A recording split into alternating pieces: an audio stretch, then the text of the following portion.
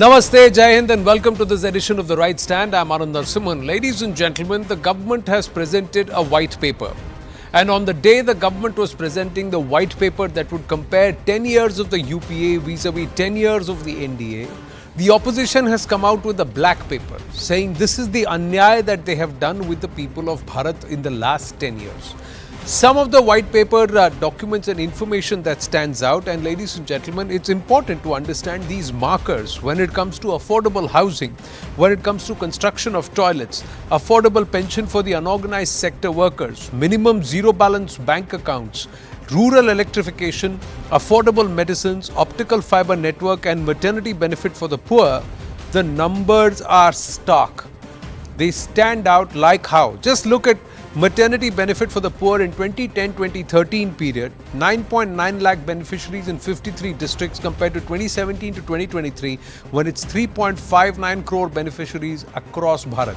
Even as far as a number like the capital expenditure or capex, which was in 2003-2004, the Vajpayee era, 31%, it dropped to less than about 16% in the 2013-2014 period to go back up to 28% in the 23-24 period or the 22-23 period. Now these are all facts and numbers which I am reading out from the white paper. There you go, 23, 24, 28%, 16% in 2013-2014. I am reading out those numbers. Let's go across to Tehseen Poonawalla, Surabhi Hodigere and Dr. Anand Ranganathan and understand from them between the white paper and the black paper.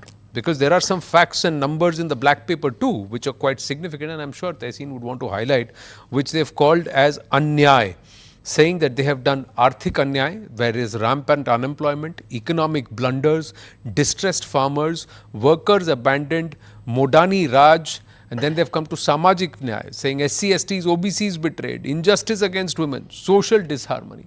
So who's window dressing and who is not? Because let's talk about the white paper and the black paper, Surabhi Hodigere. When you look at the opposition's black paper, they have talked about the fuel prices. Prices of essential commodities are at an all-time high. LPG was at 410 rupees per cylinder. In 2024, it is 903 rupees per cylinder, 120% jump. Petrol was 71 rupees a litre, it is 97 rupees a litre. Diesel was 55 rupees a litre, it is currently 90 rupees a litre, 64% jump. Mustard oil was 90 rupees per kilogram, then it is 143 rupees per kilogram today, 59%. Atta 22%, then 35 rupees per kilogram, right? 22 rupees per kilogram, then 35 rupees per kilogram, now 59% jump. 35 rupees per litre milk, now it is 60 rupees per litre, a 71% jump. Now what is the answer to this? Now, who's glossing over what? Surabhi Hodigere. Glossing over, Anand, it's quite surprising. Like, why did you stop at 2014? You should have gone before that, when the price of everything was a lot lesser. Why did you stop there? That was my first reaction when I saw this report. But I'd like to tell you something that also came to my mind about the pre-2014 era, Anand, which is that I was a young student in Delhi in 2013, and I remember two words being incredibly common. One of them was policy paralysis, and the second was banking crisis. And I think these two words sort of, for me, really signified and made it clear what the UPA era management of the economy was all about, which was that one, decisions were not being taken. There was a lack of proactive governance. And second, the banking crisis, the economy that the UPA inherited, and this is very well detailed in the white paper and has been spoken about elsewhere as well. The economy that the UPA inherited versus the economy that the NDA inherited, the Prime Minister Modi's government inherited, were vastly different. And a lot of that difference is also contributed to the fact that there was a huge non-performing asset crisis, banking crisis, because of phone banking that happened during the UPA period. And not just that, we had ministers who did not, who were not proactive in their governance, there was decision paralysis. Forget everything, forget the indicators or not. These things are susceptible to global changes in different things. We're all well read and educated to know that there are two wars happening currently. The fact that this regime has seen a pandemic like never before. And within all of these global uncertainties, if we have been able to maintain, and against the advice of many people who unfortunately I've had a lot of discussions with, who have said that there needs to be a huge liquidity of during the pandemic, against the advice of people who call themselves global economists, the economy was held strong. Versus what you see in this white paper today, which is that especially between 2009 and 2013, Tehseen and Anand sir would remember.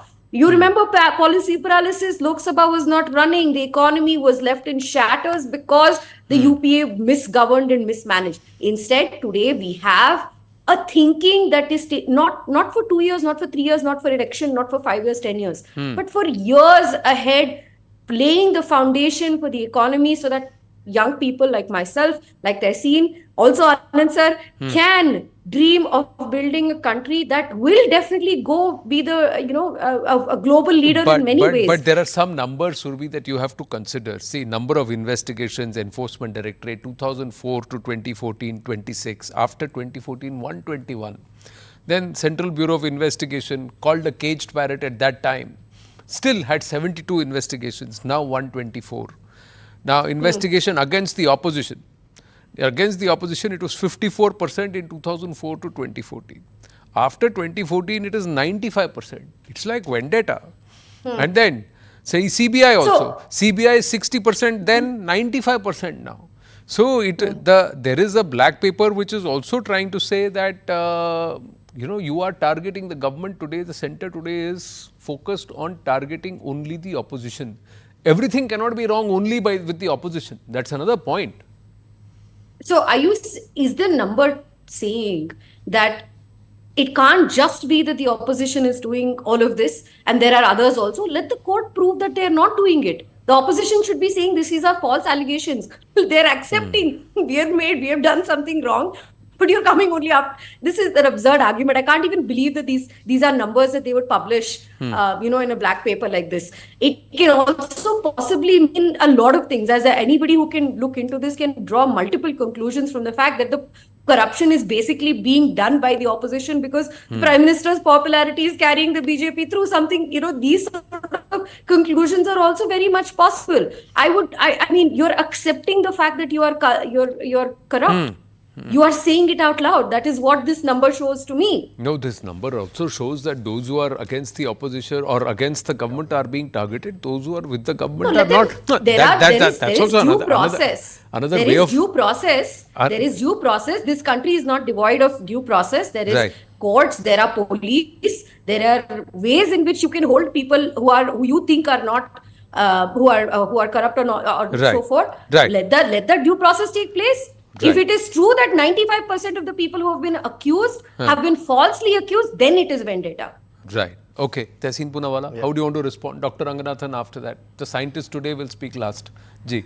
The scientist will make the scientific analysis. But look, let me just come on some big numbers, which are the bigger numbers that should worry all of us as Indians, irrespective of which side of the divide we are. Right. And these are realities, which the government has not got into the white paper. The labour participation in manufacturing is at its lowest in 45 years. It's at its lowest in 45 years. The labour participation in agriculture is at its highest in 40 years. This shows you that manufacturing is reducing. People are going back to agriculture. This also goes along with the interim budget Nirmala Sitharaman ji gave right now for Manrega, an allocation of 86,000 crores, which is the highest in an interim budget, promising 2 lakh crores. Now, you know, Anand, and all your viewers know that Manrega is the last resort for jobs. So that means you don't have jobs. 45-year high unemployment. 2 lakh Indians have given up their passports. Several lakh Indians are leaving this nation and going. Look at with the NCRB data. The highest number of Indians committed suicide. Most of them committed suicide for lack of jobs. Farmer distress. While I was coming to your studio, it took me 2 hours because farmers who are apparently growing in this government are right now on the streets protesting. Internet has been shut off and the roads had been shut. It took me 2 hours to reach your studio. Farmer distress right now. All of these are reality number. Women participation in manufacturing is at an all-time low once again. So women have been cut out of the workforce. Now these are serious issues that we need to deal with. The fact is the government does not have a roadmap for the future. Yes, on certain parameters, and I will not disagree with that. Economically, we're doing decently.